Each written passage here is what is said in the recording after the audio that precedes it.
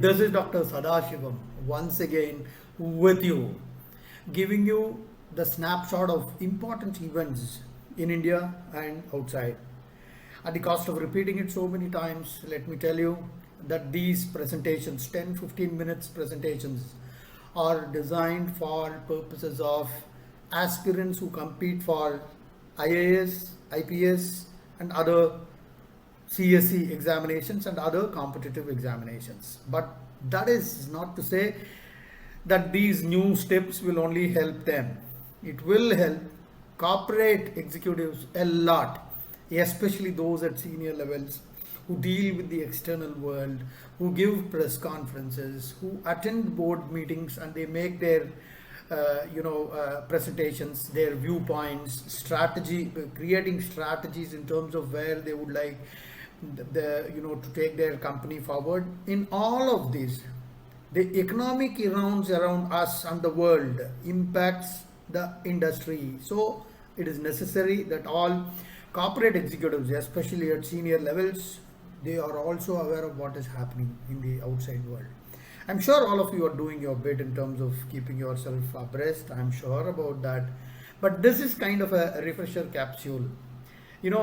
Newspapers, snippets from various newspapers are taken in these presentations, mainly Indian Express, Economic Times, Hindu, and Times of India. These are the four important newspapers from which I collect the very important points, both from the perspective of corporate executives as well as for IAS, IPS aspirants.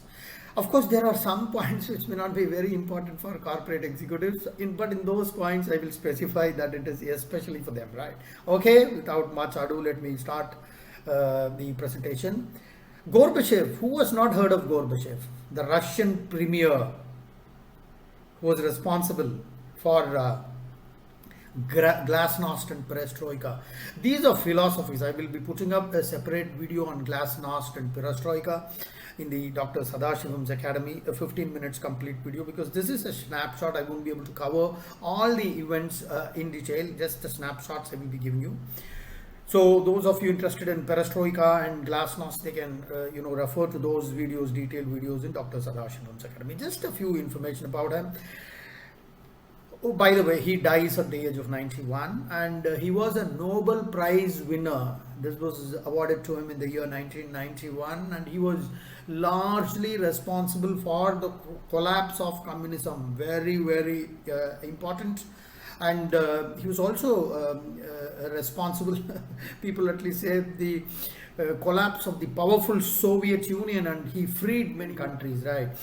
So also he's one of the most important persons credited for stopping this, at least taking actions to end the Cold War, especially our nuclear confrontation, right? This is about Gorbachev.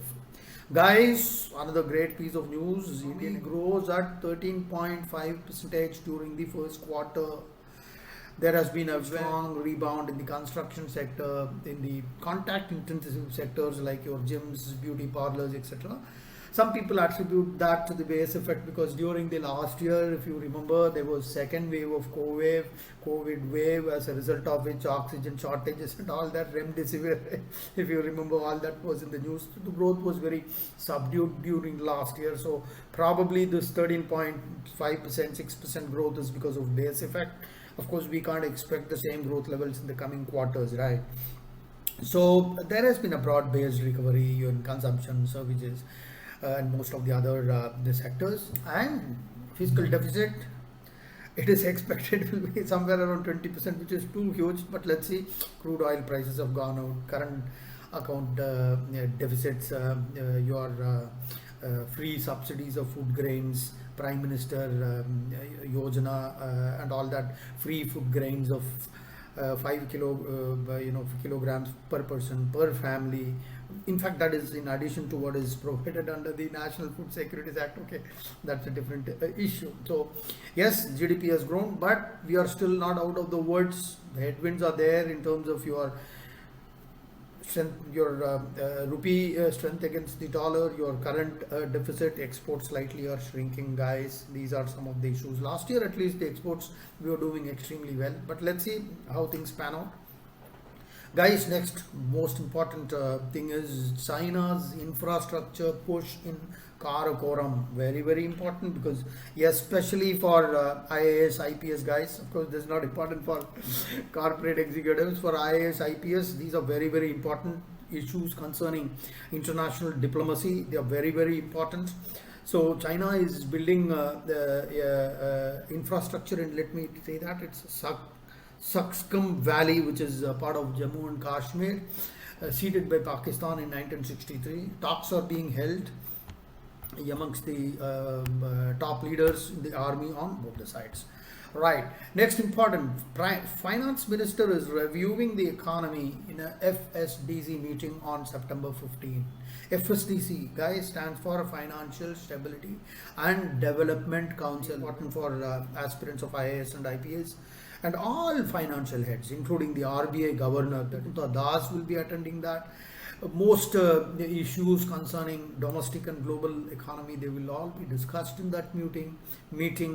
And of course, we have all seen that the GDP, though it has recorded 13.6% during the first quarter, it's expected, if you look at the whole year, GDP is expected to grow by approximately 7.2 to 7.5%, even amidst the greatest problem of inflation, which is hovering around 6.7%. Guys, you should remember one thing, very important thing about inflation is the tolerance limit as far as the government of India is somewhere around 6%, and we have already crossed that. But a lot of extraneous features, but whatever the government could do from its side, in my opinion, they have been doing all that.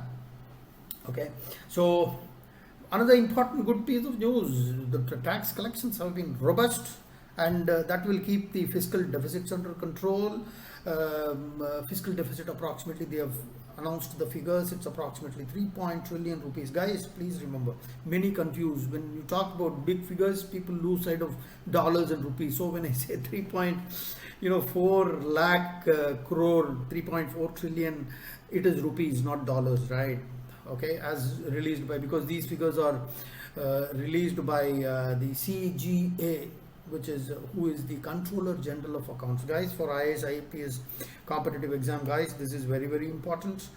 Of course, the government will continue its push towards infrastructure, and very important figure they have announced, which is 27.8% of the funds allocated for this year's spending, they have been exhausted in the first 4 months itself.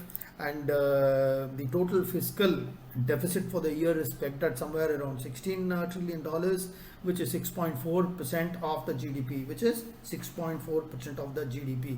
Please remember, this is extremely important. Some of the reasons for increase in fiscal deficit, we have already talked about it. Your food subsidies, even fertilizer subsidies is very important, guys. Guys who prepare for IAS, IPS, civil services examinations, this food subsidies, fertilizer subsidies, it's not just enough, that subsidies on these will balloon your fiscal deficits, but you should know what is that subsidy, how much of that was given last year, this year how much has it increased or decreased, what if you don't give the subsidy, what kind of positive externalities it is creating. These points are very, very important from the perspective of those who are preparing for exams, IAS, IPS, because these kind of questions always figure in your essay questions. Many times during the interviews, these questions are asked just to see how much are you keeping yourself abreast of what is happening in and around the country. But for corporate executives, broad, it is enough. For sales guys, etc., etc. Extension of free food grain is a big issue, because we started this PM Garib Kalyana Yojana, which was started during COVID. We talked about it, 5 kg of rice or wheat to people below the poverty line. That is still continuing, and that's putting big load on the exchequer, guys. Let me also share the figures. It's approximately 2 lakh crores, which is 2 trillion rupees, and government is contemplating whether to extend that or not beyond September, because the last extension was given in the month of March. If you don't extend it, that is when we will be able to keep the fiscal deficit under control, which is, we talked about it, 6% of the GDP. But if you keep continuing these kind of freebies, fertilizer subsidies, it's difficult to maintain that fiscal deficit and total revenues to the government. Whenever you talk about fiscal deficit, we should have a ballpark idea of the total revenues to the government, which is approximately $7 trillion. That's the revenue. Guys, there have been a lot of volatility in the stock market. This will be covered especially in a Shubh video, but this is also part of current affairs because the economy of the country is clearly reflected in the stock markets. One of the factors, of course, not all the factors. You have other factors which play their role. Extremely different. The stock market crash has been extremely different, guys. I will be putting up a separate video in Shubh for those of you who are interested in stock market, making money from stock market, right? Guys, there have been a lot of recessions in the past. Let me just give you a snapshot. You know, if you remember, if you go back in time, the last one we experienced was your COVID, and just before that we had in the year 2014 we had Tapo Tantrum. Just before that, 2007 we had Lehman Brothers, and before that we had what is called as dot-com bubble, and you know, in the last part of the last century, that is around 97, 98, we had Asian crisis. Guys, I'm talking about those important landmarks, not the chota mota crashes which some 500 points down and 1000 points down. I'm talking about major crashes, right? Black swan events, you can call. This particular gap down in the last 1 year, what we are seeing is completely different from the ones which have happened.